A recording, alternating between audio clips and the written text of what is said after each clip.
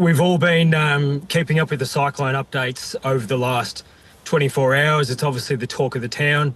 And then we realised, you sort of get the emergency text around midday saying that it's escalated to the next alert and time to take action. Which for me and my family, I've got a 7-month-old and a little boy. We wouldn't withstand a Cat 5 our house, so we made the choice to get out of there. And so has all of Roebourne evacuated? How many people live there? It's a really good question. There's about 1,500 people. There's actually more people in Roebourne at the moment because it is law time, which means ceremony is underway. A very ancient ceremony has been happening since time immemorial. This is the time of year where that ceremony occurs, and Roebourne swells in size at that time. So it's actually the worst possible time for a cyclone to come through, or the best time if it leaves plenty of rain, depending on how it goes. And so, yeah, you're not really sure if most people have made it out? This morning there are a lot of people who didn't realise how bad the situation is. Yeah. Largely because a lot of the communications are in English, and English is a second and third language for a lot of the First Nations community across the Pilbara. So a lot of the elders that I work for, Nullama and Injibandi people who speak predominantly the Injibandi language. So a lot of the communications being in English, the elders and community probably haven't fully necessarily been aware of the extent of what's coming. So we've been doing our best to communicate culturally appropriately and using language. Yeah, and I'm not sure if you're aware of this latest advisory that's just come through in the last 50 minutes, but it's still a Category 5 and headed straight for Wim Creek. But they've upgraded the strength of the winds now to 3, when the previous advisory came through, it was about 290 k's an hour. Now it's 320 k's an hour. They're expecting the winds to be when it hits the coast.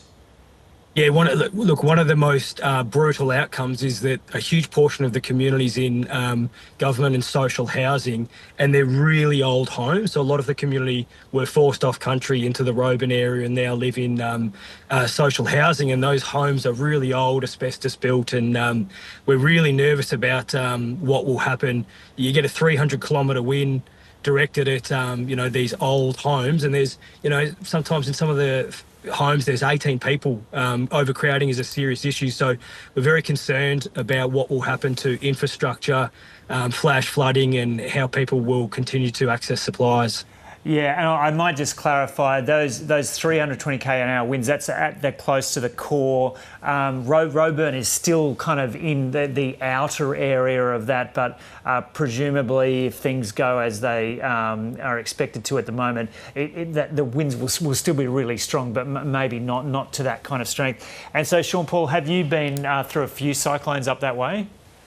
Yeah, I've been through a few cyclones. A couple of weeks ago, Cyclone Sean was off the coast of WA, so that left record rainfall but didn't do a lot of damage. We've had Cyclone Damien a couple of years ago, which was quite traumatic and not as intense of a cyclone as what we're expecting now. I think Cyclone Damien was a Cat 3 from memory.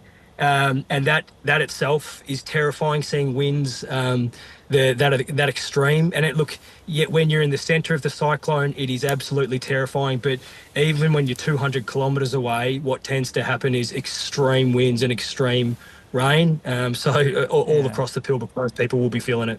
Yeah, and it looks like it's going to retain a fair bit of its strength. Like, they always weaken when they hit the coast, but it's going to retain a fair bit of its strength even as it moves inland as well.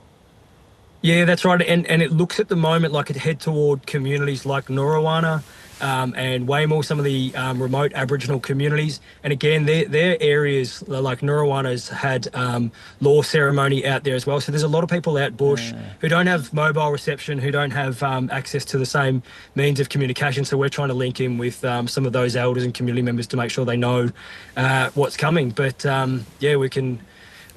ultimately, it's just try and find a safe place when it does come. Yeah, and Sean Paul, have you headed towards kind of people, family and friends who are further inland to get away from, or is there a designated evacuation shelter? Or Look, if they're people in Roebourne and they're listening, the designated evacuation centre is in Karratha. There'll be buses coordinated by DFES to get there, and we strongly encourage everyone to get on those buses and get into those safe places that are designated shelters. For someone like myself, I've got small children, so we felt the best option for us was to just get out of here. We don't know where we'll sleep tonight, but we'll figure that out. As long as you're out of the path of a cyclone, you should be okay. Yeah, most of the people up north of WA have got are pretty resourceful when it comes to sleeping at night in somewhere strange. Yeah, look, I've just been out bush with elders, and people are extremely resilient, extremely strong, and talking to some of the elders across the community, when I get a bit nervous about a cyclone, and a lot of the elders, like I was talking to one elder who is 106 years old. Wow. And he said, I can't tell you how many cyclones I've seen, and he was a little more relaxed than I was, but I'm more nervous about infrastructure and those impacts and how that'll affect the community in the long haul, whereas he was sort of just grit and bear it.